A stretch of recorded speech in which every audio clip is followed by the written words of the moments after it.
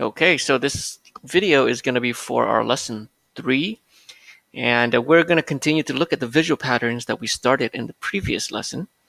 And today we are going to look to represent these visual patterns through graphing and equations. Okay,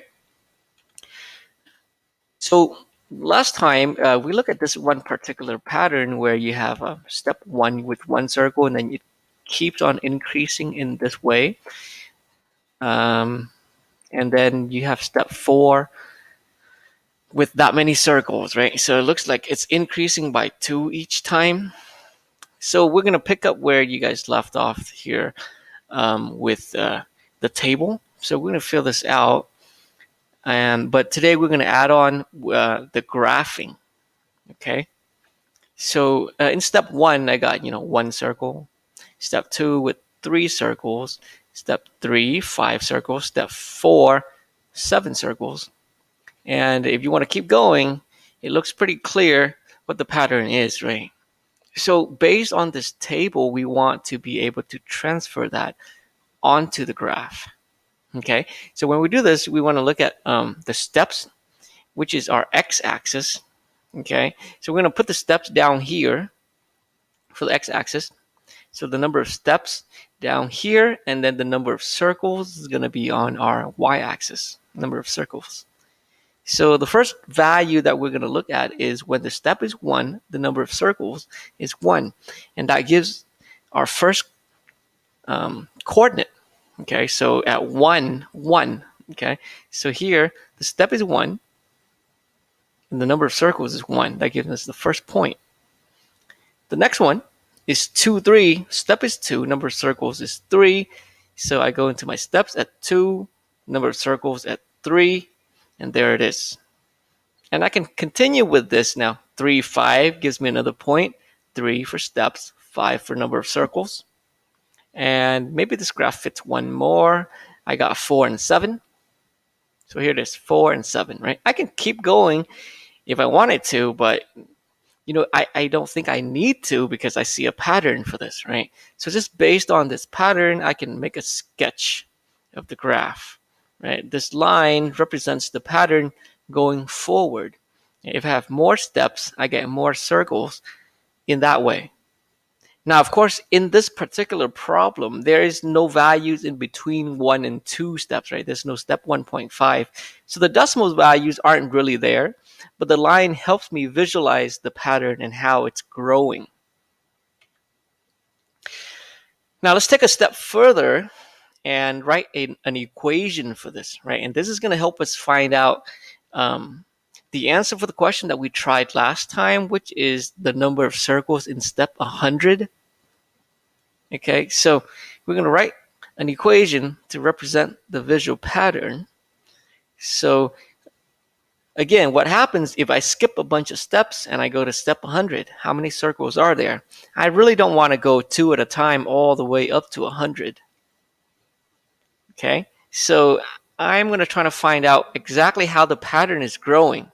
Okay, my first step in writing the equation is find out how the pattern is growing. So between each step, it looks like it's growing by 2, right? 1 to 3, 3 to 5, 5 to 7, and so on. Okay, and this particular sequence or this pattern has a name. It's called arithmetic sequence. And it means that if your pattern is increasing or decreasing by the same value each time, then it's an arithmetic sequence. Okay, so it goes 1, 3, 5, 7, 9, 11. That's an arithmetic sequence. So I know that my pattern is increasing by 2, so I'm going to use that and rewrite my number of circles. Okay, so instead of 1, instead of 3 here, I'm going to have 1 plus 2. Instead of 5, you see I'm adding 2 each time, right? I'm going to start with 1, which is what I had. I'm going to add 2 each time. And then instead of the 5 here, I'm going to have 1 plus 2 plus 2. I'm just going to keep adding an extra 2 each time to show that, oh, I'm increasing by 2. So instead of 7, I'm going to have 1 plus 2 plus 2 plus 2. And you can guess the next one, right? It's going to be 1 plus 2, 4 times. And the next one is going to be 1 plus 2 5 times. Okay? How does that help us? Now, that gives me a pattern, really, on how I can find this out, right? So let's look back real quick. When the step is 1, I don't add any 2. When the step is 2, I add 1, 2. Okay, so I'm going to try to depend on the number of steps to find out how many 2's I add, right? So the first one here, I have 1 plus 0, 2. I don't add any 2. When the step is 2, I have 1 plus 1, 2. When the step is 3, I have 1 plus 2, 2. When the step is 4, I have 1 plus 3, 2. Okay, notice the number of 2's that I have compared to the number of step. It looks like if I have the step of 5, I have 4 2's, right? 5 is 1 plus 4 2's. 6 is 1 plus 5 2's. Okay, so what do you think the connection is? The number of step is 6, I have 5 2's. If it's 5, I have 4 2's. If it's 4, I have 3 2's. What if it's 100? Okay, if it's 100, it's going to be 99 2's. Okay, 1 plus 99 2's. So if based on that, can I do the step 37? It's going to be 1 plus how many 2's? It's going to be 36 2's. It's just 1 less than that.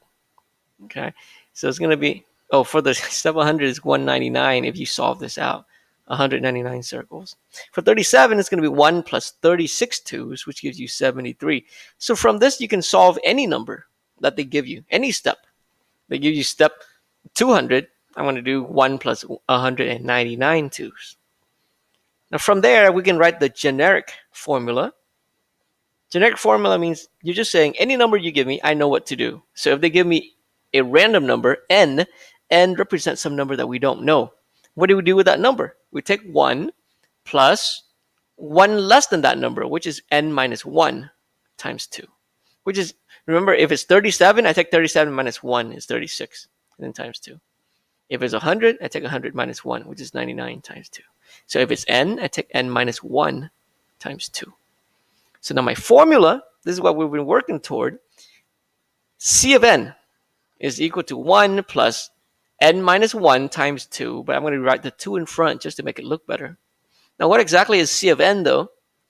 C is just a letter that I picked to represent this whole situation, right? I picked C because its circle starts with C.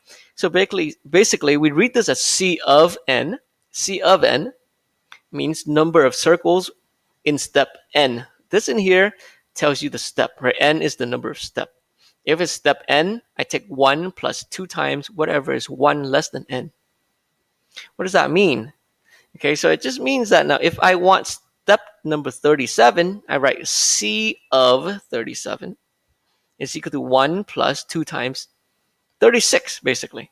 37 minus 1 is 36, which is what we had over here.